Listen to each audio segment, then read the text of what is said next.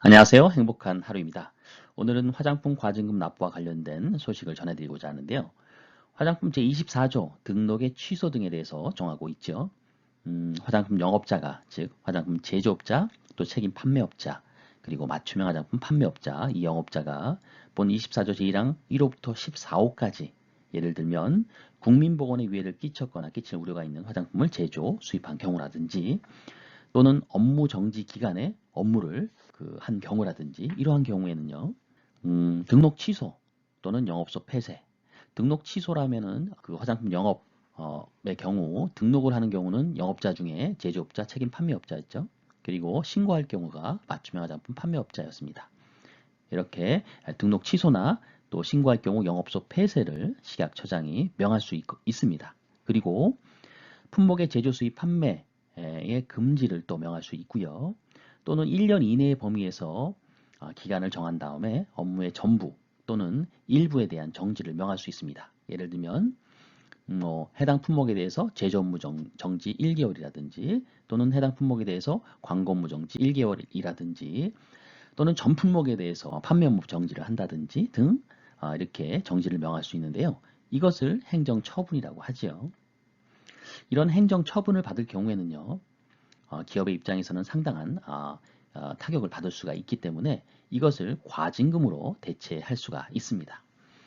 그래서 본 화장법 시행령에서 4월 27일자로 개정 공포된 내용은 바로 과징금에 대한 분할 납부 및 납부기한 연장 허용에 대한 내용입니다. 그러면 그 내용 어떤 건지 한번 살펴볼까요? 현행법을 보면요. 화장법 시행령이죠. 시행령 제11조에 다음과 같이 과징금의 산정 기준을 정하고 있는데요.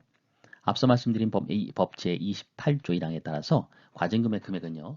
위반 행위의 종류와 정도 등을 고려해서 총리령이 정하는 업무정지 처분 기준, 행정처분 기준에 따라서 산정을 하게 돼 있고요. 과징금 총액은 얼마요? 10억 원을 초과해서는 아니 된다라고 정하고 있습니다.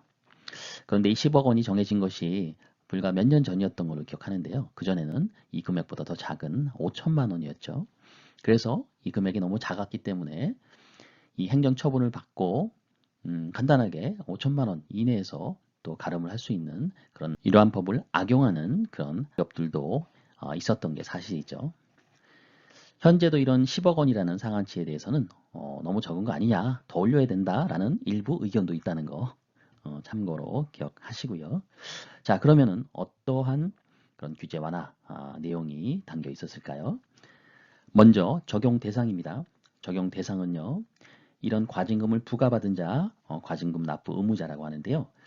이 과징금 납부 의무자가 내야 할 과징금의 금액이 100만 원 이상일 경우입니다. 100만 원 이상이고요. 다음과 같은 사유로 과징금 전액을 한꺼번에 내기가 어렵다고 인정될 때 그 납부 기한을 연기하거나 분할, 납부하게 할 수가 있습니다. 그 경우는요. 첫 번째가 재해 등으로 재산상 현저한 손실을 입은 경우, 그리고 두 번째는요. 사업 여건의 악화로 사업이 중대한 위기에 있는 경우고요. 세 번째는요. 과징금을 한꺼번에 내면 자금 사정에 현저한 어려움을 예상할 수 있는 경우입니다. 이러한 적용 대상을 두고 있고요. 과징금 납부 의무자가 과징금 납부 기한에 연기를 받거나 또는 분할 납부를 하려는 경우에는요. 납부 기한의 10일 전까지 납부 기한의 연기 또는 분할 납부의 사유를 증명하는 서류를 식약처장에게 신청해야 합니다. 그리고 과징금의 납부를 분할로 하게 될 경우에는요. 각 분할된 납부 기간 간의 간격은 4개월 이내로 하고요. 분할 횟수는요. 납부에 대한 횟수는 3회 이내로 그렇게 분할 납부를 할 수 있도록 정해놨습니다. 그리고 최대한 1년 이내에 납부기한 연장도 신청 가능하도록 이 법령에서는 정해놓고 있는데요. 이렇게 과징금 납부? 이거는 나랑 상관없는 거 아니야? 라고 생각하시는 우리 영업자분들이 계실지 모르겠는데요. 우리 화장품 제조업자가 올 1월 기준으로 약 4천여 개 업체에 달하고요. 또 화장품 책임 판매업자는 2만여 곳에 달합니다. 그리고요, 매달 그 식약처에서 광고와 관련된 부당 광고로 인해서 행정처분을 받는 업체들에 대한 그 정보들이 계속 올라오죠. 그렇다면 이렇게 과징금 처벌을 받는 그런 영업자들이 생각외로 많다는 것을 가늠해 볼 수 있습니다.